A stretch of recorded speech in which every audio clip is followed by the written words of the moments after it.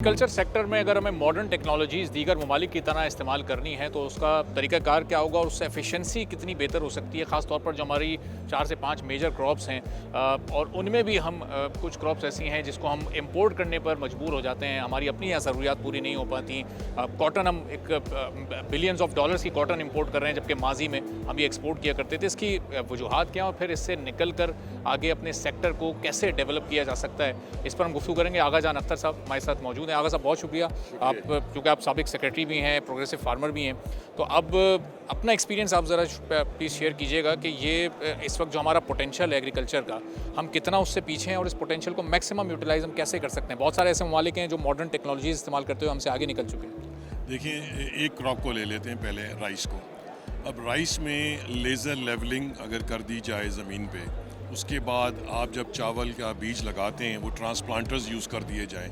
एक मामूली सा फ़र्क है कि आपकी जो मैकेनाइज ट्रांसप्लांटिंग होती है वो पर एकड़ 1 लाख सीड्स आराम से कर लेती है, जबकि नॉर्मल मैनुअल से 60 to 70,000 से ज़्यादा वो नहीं होता है। अब ये आप ये देख लें, अगर 20% 25% आपने सीड ज़्यादा लगाए पर एकड़ तो आपकी यील्ड उसी वजह से पहले बढ़ जाएगी। दूसरी बात, अगर आपने लेज़र लेवलिंग की हुई है तो ज़मीन पे जो पानी का इस्तेमाल है वो बराबर होगा हर जगह, आपका फर्टिलाइज़र बराबर रहेगा, एक जगह से दूसरी जगह पे नहीं चला जाएगा पानी के फ़्लो की वजह से।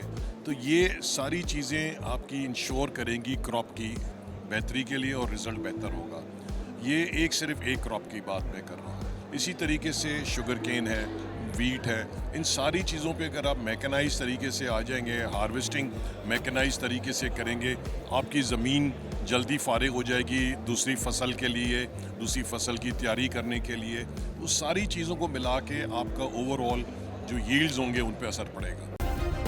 सब्सक्राइब करें और बेल दबाएं ताकि कोई खबर रह न जाए।